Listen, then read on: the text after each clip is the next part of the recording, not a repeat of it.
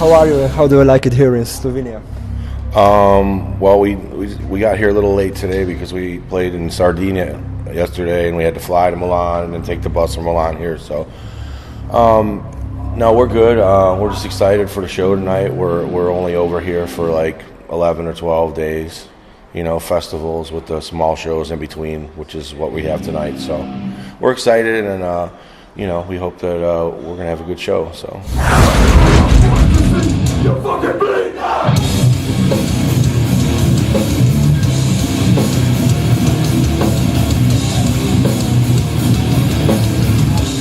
Well, I wasn't in the band in the beginning, but I've been friends with them since then, and I just don't think anybody, especially from the hardcore scene, anticipates that the band's going to be around this long or be successful as it has became. So we're certainly happy with how things have gone, and we obviously now it's a game of keeping the ship afloat and continuing on to be successful. With the way the music industry, and then downloading and all that stuff, it's kind of taking a turn for the worse. We're happy to have put in, when you're established as we are, it's easy for a band like us to continue on like this. You make the right decisions, you're older and wiser about stuff. That's where I think it's a little harder for the younger bands who are just starting out now. No, I don't. I think that I don't think anybody anticipates for their band to go on, especially for a hardcore band like us to have sold 1 million records and have been nominated for a Grammy in the United States and toured all over the world. I don't think anybody would have dreamt that this was going to happen. So it's very, very fortunate, but it's also a lot of hard work on our end too.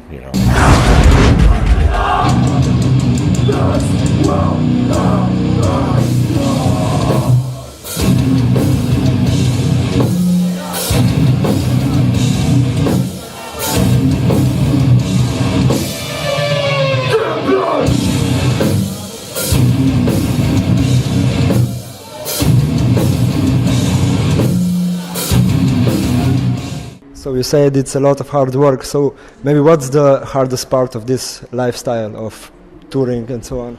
For you, maybe. I think being away from family and home and missing people's funerals and people's weddings and things like that are really things you look back on and are like, I wish I was around for that. Or, obviously you could make arrangements and things like that, but anybody that tours in the band full time, especially goes internationally, knows that there's a lot of things that you miss out on and sacrifices that you have to make when you're going out on the road.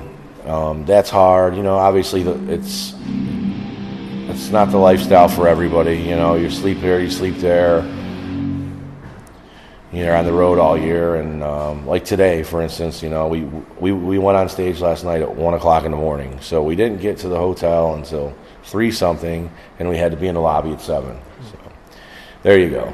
Things like that, are hard. But to complain about that versus not being in the band and working a 9-to-5 job, which is fine, and that's a better lifestyle for some people. Some people think that what we do is crazy. I could never do it. I could never be away from home. But for somebody like myself, whose dream, when I was a kid, was to be in a band, for me to complain about that would be ridiculous. But those are the types of things that, as we get older, those are the things that are hard about touring. Are you ready to sing it? We're Hatebreed tonight.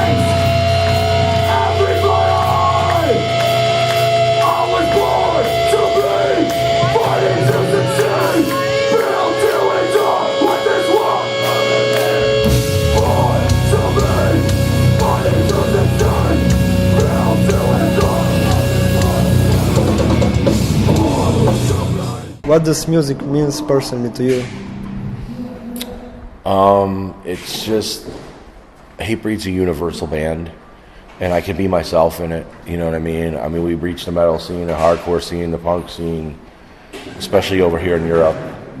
I just think it's really cool that we can appeal to so many different crowds, and personally, for me, that's what makes it awesome. Obviously that, and going out on stage, playing every single night is the real rewarding part about being in the band. So, personally, for me, I mean, it's like I said before. I mean, it's a dream come true to be able to, you know, be successful and make a living and be able to play music. I mean, that's very hard. It's like a 1 in a million thing. So, you know, personally for me, I mean, I've spent a lot of my time touring and playing in bands before I was in Hatebreed, as you might know, and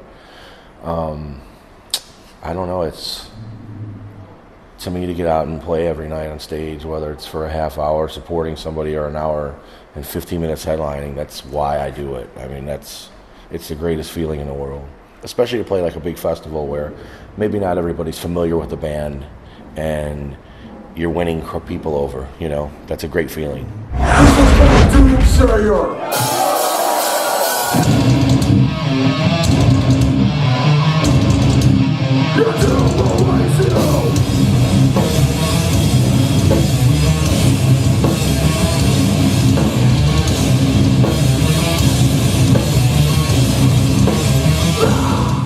You are many years involved in music, Yes, like you said. yes, other bands before Yes. Hatebreed, yeah. Is there any particular song or CD that you are most proud of, or any festival show or so, to say this is... No, I mean, it'd be unfair to pick one because they're all great and everybody's been great to us all over the world. But the fact that we've gone places like, you know, Taiwan, Indonesia, and Israel, and Russia, and gone and played places like that, where these are places I would probably never go in my entire life if it wasn't for the band.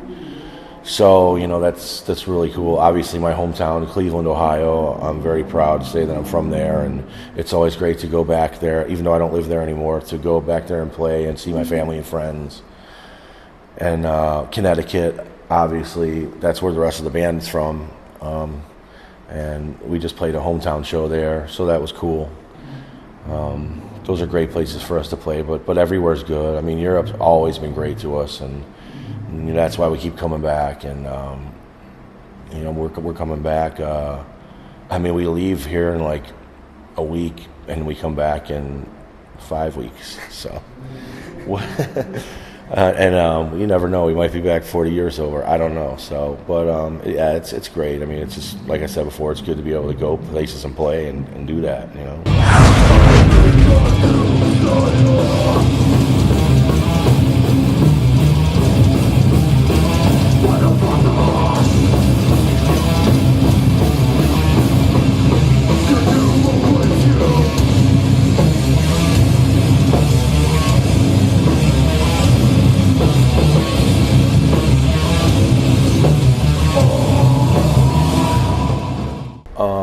Well, my high points are Blue Oyster Cult and Kiss are like two of my favorite bands, and I've recently became friends with Blue Oyster Cult, and I got to play on stage with them.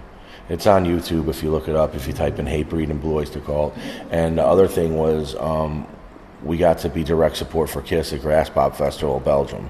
So those were dreams come true. I mean, these are bands that I grew up listening to. Obviously, those would be the high points, you know. You know, the low points would be, you know, everything that I've gone through to get here, you know, the coming home broke and not having money to pay my bills and things like that, you know. And like I said before, missing people's funerals and weddings in my family, you know, not missing out on a great portion of my son growing up. Those are obviously lows, you know, and things that you look back on, and those are the sacrifices that we make, you know. That's when you choose to go and be in a band and tour full time, you have to think about these things. And you know, those are obviously, to me, the low points, but, you know, I try not to focus too much on that, you know. You have to think about the good stuff. But, yeah, I mean, you can't just pretend that the bad stuff doesn't exist. So, you know, you have to just find your way to cope with it, and that's it. So. Okay, this is this. Thank you. Oh, thank you so much. Appreciate it. Thank you. Thank you.